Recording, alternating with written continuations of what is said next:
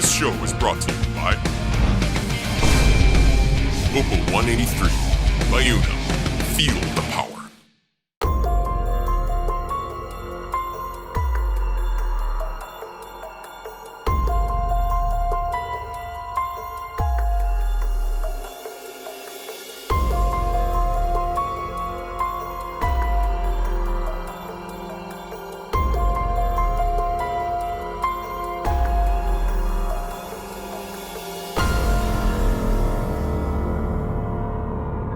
Hi everyone, this is Beto, and this is Let's Go Home News.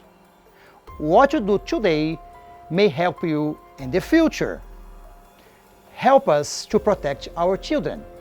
We have today a very special guest. Stay with us.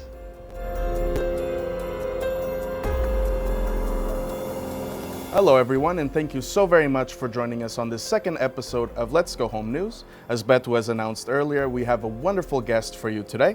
But before that, we just want to remind you of where you can find our information, statistics, and related cases to our cause. We believe that information is power, and that by spreading this knowledge and experience, we will be helping prevent and combat the rise of this issue all around the world. Thank you for embarking on this journey alongside us. As part of this introductory video, I would like to present you with our website, where you will be able to find all statistics, testimonies, and articles relating to international parental child abduction. Our website, www.letsgohomenewsorg, has reached more than 100,000 clicks, and our posts in our social media accounts have reached more than 200,000 views in quite a few of our posts. Please follow us at Let's Go Home News on Instagram, Facebook, or Twitter for our latest content. Please visit us on our website and follow us on social media. And we'll be right back after the break with Tania DaSilva.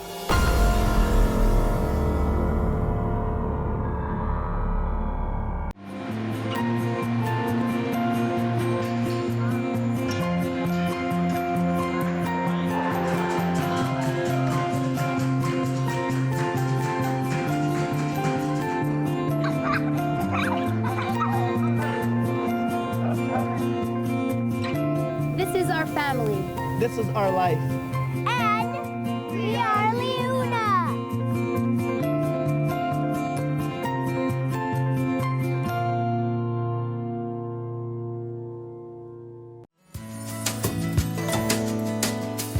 Baixinha, O que foi? você mandou o dinheiro que eu te pedi pra minha mãe? Vou mandar agora mesmo para as remitências. Alô? Brasil Remittance, boa tarde. Brasil Remittance. Envie seu dinheiro com rapidez e segurança do conforto da sua casa. Ligue agora para 416-588-0749. Tá resolvido. No Brasil Remitências é na hora. Uau! Go Live TV, il primo canale IP interculturale in Canada. Speaks my language. È multiculturel. Go Live TV is intercultural. I watch Oglądam. What a pleasure to be here at Leuna TV and Go Live. Olá, sou o cantor Salgadinho, estou na Go Live TV. Fala a minha língua, é intercultural. Go Live TV es intercultural. Go Live TV es intercultural. Yo como tú veo Go Live TV.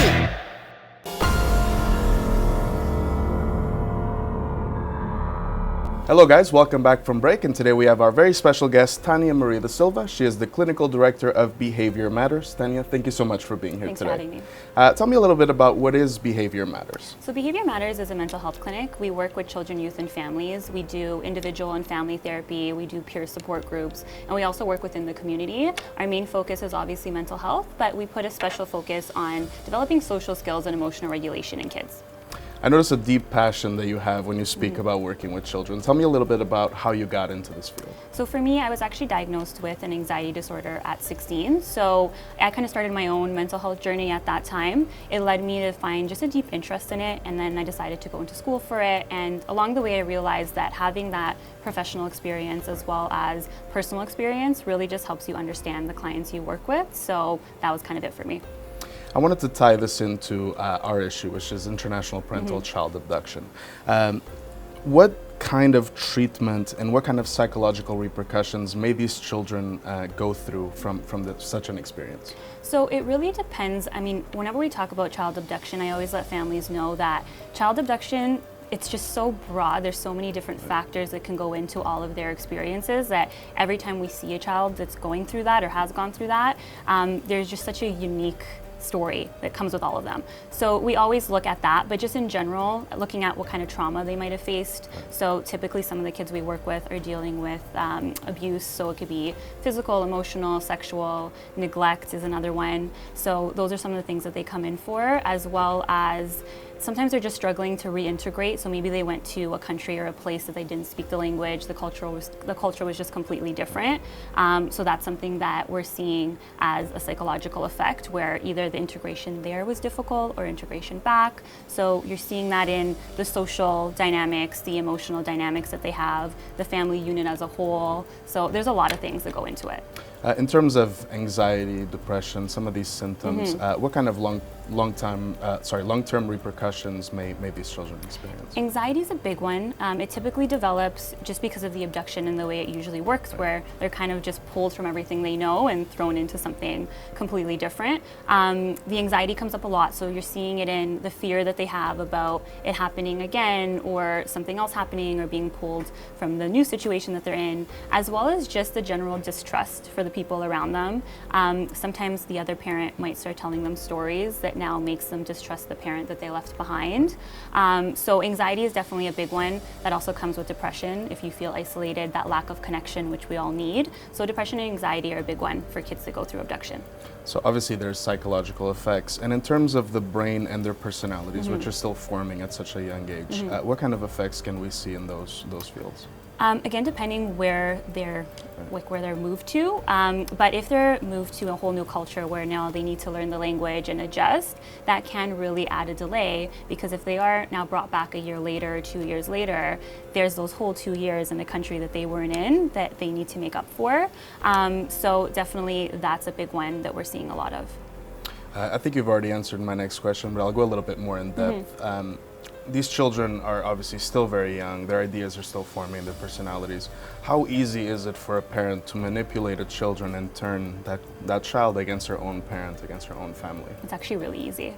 We see it all the time, especially what I always say is the longer that you're away from that child, the easier it is for them to start believing that story. A lot of the times they don't understand the whole process. So if they're hearing, and we hear all these different things, that either the other parent died, or they left you for someone else, or they don't care about you, or else they would have come to get you, right? So they hear all these stories, or sometimes they create the story about how horrible they were to the mother or father that abducted them. So when you hear that, they might question it, but I mean, if we have a lot of time that's passing in between the abduction and when they're being reunited, those stories can actually start becoming something they believe. And we've seen it where when they are reunited, sometimes that child doesn't want to come back because now they see you in such a different light. So it is a really easy thing to do.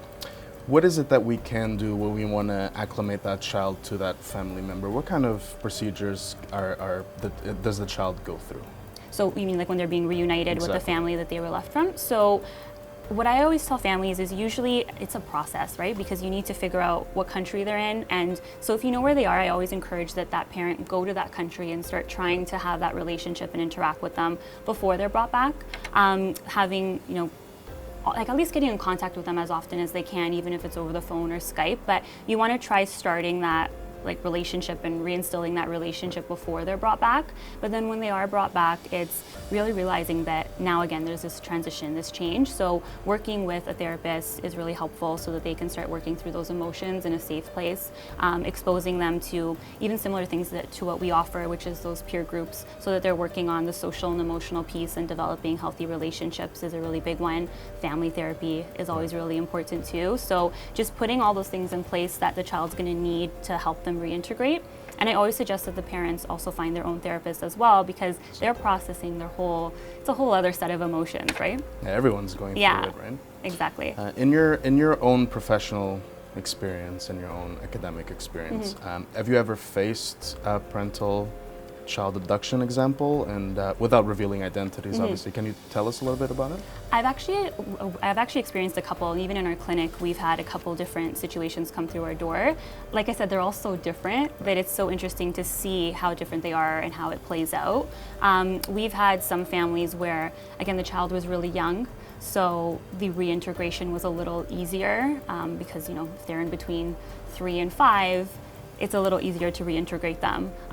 We've also had children that are that young where they're terrified of the parent that's now picking them up and bringing them back, and we've had to do work on that.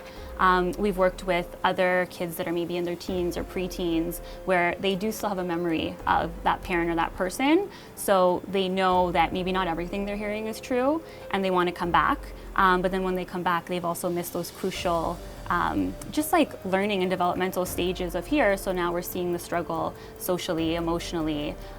That's a big one. We've worked with other families where there's the guilt that comes up about still obviously having love for the mother and the family that maybe they left behind, and obviously loving the father and maybe the new family that's come around as well, right? So there's a lot of back and forth that comes up for these kids around the guilt of, can I have a relationship with both people? So it's honestly, it's very different. There is actually, and I think this is important to note, just depending on who's listening, but there are some situations where maybe a parent has abducted someone because they're worried about what's happening in the home. So sometimes the abduction also happens because there is abuse or there's trauma or there's stuff within the home, and they don't know what else to do other than remove themselves and the child. So I always want to put that out there because I think it's something to be sensitive to, that there are some families that are like, I feel like I had no other choice, right? So we've seen it all. In terms of the parent that is in this case left behind or is isolated, is there some sort of like agency or some sort of organization that you know that they can reach out to? So something that we always talk about, and sometimes it's a little late when we're having these conversations, but you have to react right away. So what we always tell families is, even if you suspect it, so sometimes even when families come to us and they're like, we're about to start going through a separation, and those worries start coming up, we'll have this conversation where if you feel like the child was abducted, it's contacting police right away, Interpol, the passport office, to try and get them to put a hold on the passport. Amber Alerts have been super helpful. Contacting lawyers, like getting your custody agreements and stuff in order so you have that to show. So it's acting really quickly and getting all of that organized. We always encourage also contacting the school, your family members, their family members, doing a little audit and thinking about, are they citizens in another country? So maybe we should reach out to that country right away. Also looking at, do they have family in other places that maybe they're visiting? So you have to move quickly, because as soon as they're out of the country, it makes it so much harder because there's other laws and regulations and things that you need to consider. So that's always our first thing is, if it's happening, move as quickly as you can. And once it's in the process, there is an organization, it's actually not coming to me right now what it's called, but it's within the government. If you were to contact them, there's actually a department that deals with child abduction. I can't remember exactly what it's called, but we literally have a department for this. So that's always kind of where we direct families as well. Oh, that's phenomenal. And in terms of someone who doesn't have your professional experience, who doesn't have your academic experience and training, what can someone do if they suspect that a child has been a victim of such a situation? Oh, so you mean like if they're in a situation and it just doesn't look right, or the child says something? So the biggest thing is, again, to bring it to like police officials and take it to the police station. Just let them know why you're suspecting that.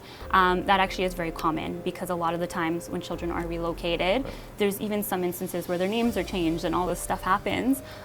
So sometimes even for teachers or those professionals that deal with children on a daily basis, it's looking out for those signs. Like, are they letting things slip? Are they talking about their dad or their mom that they're no longer with, or that they can't talk about their past or their childhood, or they miss their siblings? Things like that. Like, look at them, pay attention to them, and then ask more questions. It's similar to our industry. We have duty to report. So if we suspect anything, we have to make the call. So if you suspect, I mean, the call is either going to be true and you're doing something that's helpful, or it's not, and they'll figure it out on their own, right, when they go through their process. So yeah, just definitely making that call and putting it out there. I think the last question I wanted to ask you is, this is a real situation and it seems to be on the rise, especially with the rise of globalization, social media. The world has shrunk for everyone, right? What advice for someone who works with children, who knows the repercussions that such a situation can have on their development, what would you say to someone to maybe stop them from considering such a situation?